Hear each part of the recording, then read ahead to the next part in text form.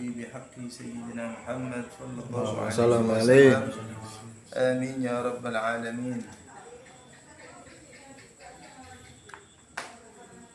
Alhamdulillah kepada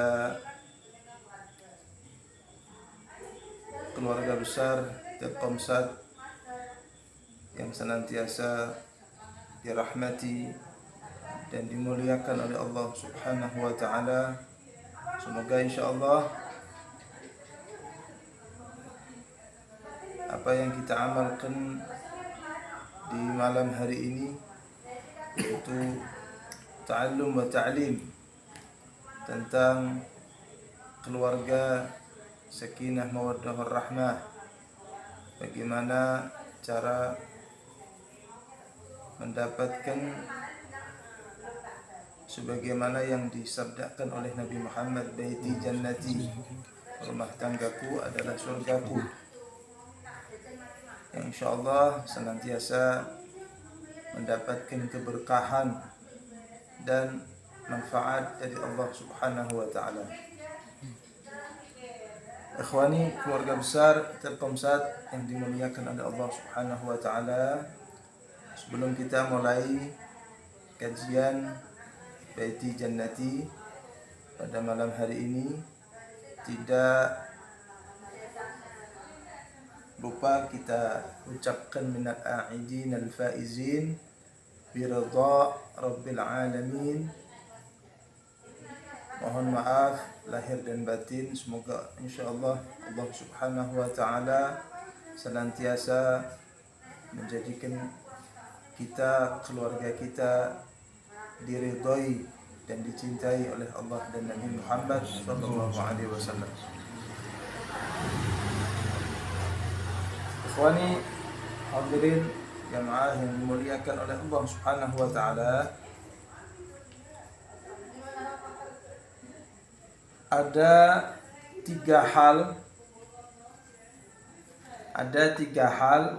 yang kalau itu kita dapatkan, maka kita harus mawas diri dan mengkoreksi diri sendiri. Apa sebab kok sampai tiga hal ini kita dapatkan dalam keadaan dalam kehidupan kita? Yang pertama adalah qasawah. Apa itu? Hati yang beku, hati yang kaku, tidak mau terima nasihat,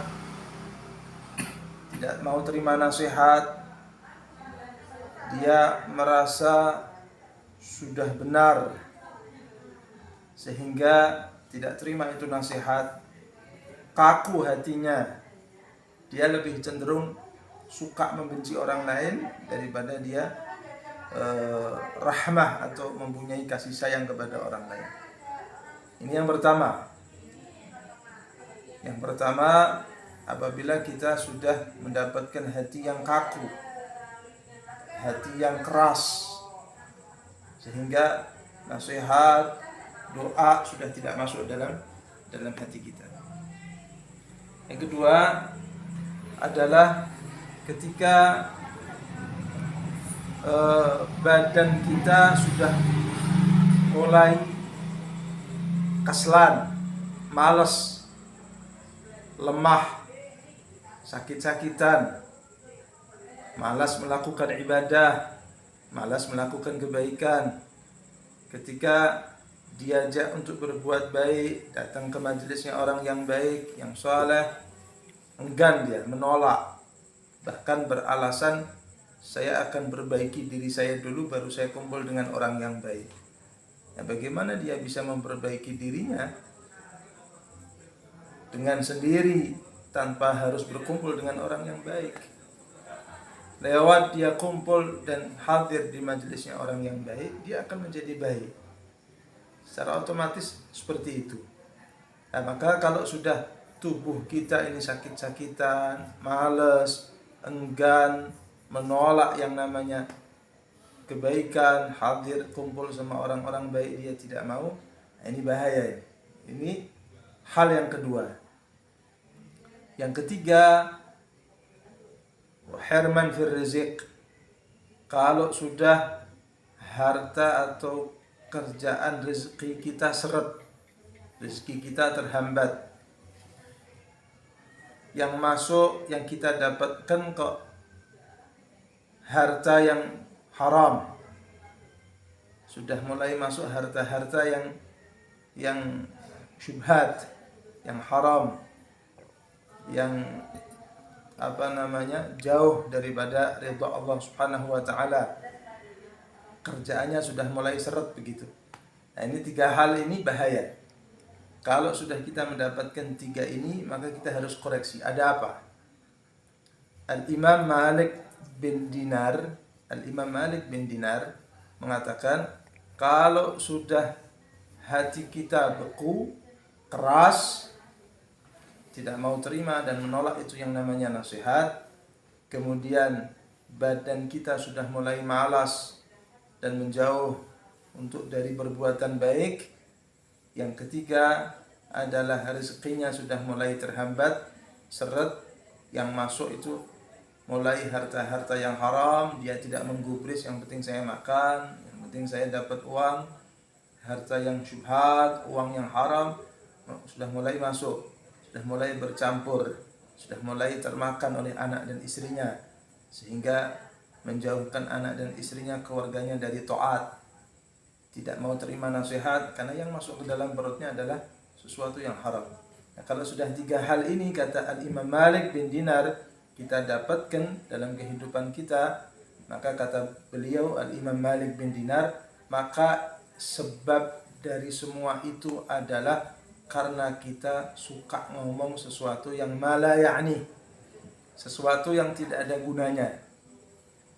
Ya, kumpul membicarakan sesuatu yang tidak ada gunanya, merasani, menggunjing orang lain. Alhasil dia bicara, dia ngomong, yang dia sampaikan ini, yang dia perbincangkan ini sesuatu yang tidak ada manfaatnya. Ya, banyak bicara tapi tidak ada manfaatnya. Majelis itu duduk-duduk jagong begitu, ya, berbicara sesuatu yang tidak ada gunanya. Nah, maka berbicara sesuatu yang tidak ada gunanya menjauhkan kita dari Allah dan Rasul. Nah, ini yang menyebabkan tiga tadi ini akan didapatkan oleh seseorang, dan ini sangat bahaya. Nah, kalau sudah di dalam keluarga ini ada yang namanya hati yang kaku, tidak mau terima nasihat, susah nanti pemimpinnya. Ya, susah nanti keluarga tadi. Kalau dalam keluarga itu sudah mulai males untuk melakukan ibadah, susah. Malaikat turun sekalipun untuk ngasih nasihat, tidak diterima itu nasihat. Ya, ditolak mentah-mentah. Malas sudah. Malas untuk melakukan kebaikan. Kalau sudah mulai dia senang kepada sesuatu yang haram, yang syubhat, ya, rezekinya terhambat, kemudian dia beranggapan yang penting saya makan lah, mau dapat uang dari mana tidak masalah. Dan kalau sudah tiga hal ini ada dalam keluarga kita, maka sakinah mawaddah warahmah akan jauh. Baiti jannati, rumah tanggaku adalah surgaku, akan jauh dari kita. Nah, maka kalau keluarga itu sudah tidak nyaman, sudah tidak mengenakkan, maka dimanapun dia berada tidak akan dia merasakan enak.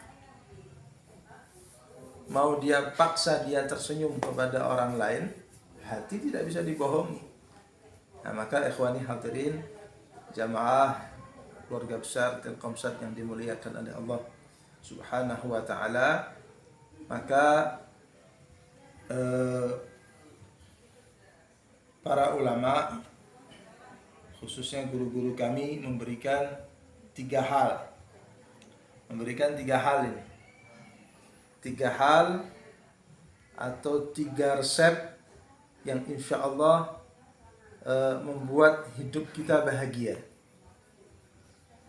Tiga yang membuat hidup kita bahagia. Yang pertama adalah jaga haknya Allah, jaga haknya Rasulullah, haknya guru dan hak orang tua. Nah, kalau dalam satu keluarga ini menerapkan menjaga hak Allah, Rasulullah, guru dan orang tua, maka insya Allah akan tampak nanti cahaya keluarga yang sakinah mawaddah warahmah akan tampak. Ya, satu sama lain akan saling memaklumi, satu sama lain akan mencintai karena Allah, satu sama lain akan melengkapi begitu, saling menasihati, satu sama lain saling menggandeng tangan mereka untuk menuju surganya Allah Subhanahu wa taala. Nah, ini syarat yang pertama supaya hidup bahagia di dunia ini ya. Dunia ini hidup bahagia 3. Satu adalah jaga dia hak Allah Ta'ala, haknya Rasulullah, guru, dan orang tua. Apa hak Allah Ta'ala? Haknya Allah Ta'ala seperti sholat, dijaga. Haknya Allah sholat dijaga. Ya, bagaimana dia bisa menjaga keluarganya kalau dia tidak bisa menjaga sholatnya? Mustahil. Ya, dijaga, itu haknya Allah Ta'ala, dan masih banyak haknya Allah Ta'ala. Dia menjalankan perintah Allah, menjauhi larangannya Allah Ta'ala. Kemudian haknya Rasulullah, apa kira-kira? Buat Rasulullah ini tersenyum. Andaikan saja Rasulullah mengetuk pintu rumah kita, kemudian melihat keluarga kita ini jauh daripada syariat Nabi Muhammad, apa beliau tidak meneteskan air mata? Sedangkan dunia akhirat kita kuncinya adalah Nabi Muhammad. Kata Allah Ta'ala, cari jalan selain jalan Nabi Muhammad, maka tidak akan sampai kepada jalan yang benar, tidak akan sampai kepada jalan Allah, tidak akan masuk ke dalam surganya Allah Subhanahu wa Ta'ala. Kemudian hak guru kita apa? Nah, kita penuhi hak mereka. Ya, haknya orang tua. Keinginan kita mempunyai anak yang saleh dan salehah. Tapi terkadang kita tidak memikirkan apa yang sudah kita lakukan dulu kepada orang tua kita. Yang dikhawatirkan nanti anak-anak kita pun juga seperti itu. Orang tuanya suka meninggalkan sholat. Itu juga berpengaruh kepada mental anak, kepada karakter anak. Orang tuanya berani dengan orang tua, dengan orang tuanya dia. Nanti juga pengaruh besar kepada anak-anaknya juga. Ya, bukan hukum karma, bukan. Ini sudah sunnatullah. Sudah kehendaknya Allah Ta'ala begitu. Ada pengaruh begitu. Ya, kebaikan juga membawa pengaruh, begitu pula keburukan juga akan membawa pengaruh yang sangat dahsyat kepada keluarga dan anak-anak kita. Jadi, apa hak orang tua yang harus kita penuhi? Supaya apa? Supaya kita pun juga mendapatkan apa yang kita harapkan, yaitu baiti jannati. Ini yang pertama. Resep pertama hidup bahagia di dunia. Yang kedua adalah jalani hidup ini sesuai dengan apa yang telah dituntunkan oleh salafunnas saleh, oleh pendahulu kita yang saleh, para ulama kita yang jalannya mereka lurus, oleh para habaib, para kiai, orang-orang yang saleh, para tabi'in, para sahabat Nabi Muhammad. Apa yang dituntunkan mereka, kita pakai. Tentunya semua itu sudah diwadahi oleh akidah Ahlus Sunnah wal Jamaah. Tidak keluar atau tidak melenceng dari akidah Ahlus Sunnah wal Jamaah. Jadi kita jalani hidup ini menurut apa yang sudah dituntunkan oleh mereka, tidak melenceng begitu. Ini yang kedua. Yang ketiga, punya uang. Nah, ini hidup bahagia. Apa syaratnya? Punya uang. Uang yang apa, Ustaz? Uang itu kalau berada di tangan orang yang pas, maka akan barokah dan manfaat. Kalau berada di tangannya orang yang tidak pas, tidak manfaat. Nah, maka tentunya yang ketiga, resep ketiga supaya hidup kita bahagia, punya uang yang barokah dan manfaat. Jadi ditasarrufkan kemana uang ini? Cara mendapatkannya dengan apa? Kemudian supaya manfaat dikemanakan, ditasarufkan kemana uang ini. Nah, jadi punya uang tapi barokah, manfaat. Banyak orang yang mempunyai uang banyak, tapi tidak barokah, tidak manfaat. Ya, sedikit pun tidak bisa menjadi sebab dia mendapatkan ridha Allah. Justru malah dengan uang yang banyak yang dia bisa gunakan uang ini untuk mendapatkan surganya Allah Ta'ala, justru malah dia dapatkan itu murkanya Allah. Naudzubillah min dzalik. Karena gara-gara apa? Karena uang tadi berada di tangan orang yang tidak pas. Maka syarat atau resep yang ketiga, punya uang tapi barokah dan manfaat, begitu. Nah, ini 3 hal yang insya Allah bisa menjadikan hidup kita bahagia. Nah, kalau ini kita terapkan dalam keluarga kita, insya Allah sakinah mawaddah warahmah tidak hanya sering kita dengar saja, tapi kita merasakan. Dulu waktu kita di pesantren, kita sering mendengar kalimat barokah, barokah, barokah. Ya, nikmat, nikmat, nikmat. Kita bertanya-tanya, barokah ini bentuknya kayak apa? Nah, kemudian dijawab, barokah ini tidak bisa dilihat tapi bisa dirasakan. Nikmat itu tidak bisa dilihat tapi bisa dirasakan. Barokah itu tidak bisa dilihat tapi bisa dirasakan. Nah, sakinah mawaddah warahmah itu kayak apa ya? Ya, buktikan, kita rasakan. Dengan apa? Ya, dengan beberapa metode, cara-cara tadi itu kita terapkan dalam keluarga kita. Ikhwani hadirin, jamaah keluarga besar Telkomsat yang dimuliakan oleh Allah Subhanahu wa taala. Maka kita lanjutkan kembali hak-hak yang perlu kita tunaikan di dalam keluarga kita, yaitu hak-haknya istri. Hak-haknya istri, wa ashiruhunna bil ma'ruf. Ya, pergauli mereka dengan ma'ruf, dengan cara yang baik. Maknanya apa? Bukan dengan kekerasan. Perempuan ini mau diapakan tetap kalah. Tetap kalah. Ya, maka buat kita para suami ini berwibawa di hadapan istri, bukan dengan kekerasan tapi bijaksana. Keras tapi bukan kekerasan. Tegas ya, tapi tidak ngawur, begitu. Jadi kita posisikan diri kita ini sebagai suami berwibawa, begitu.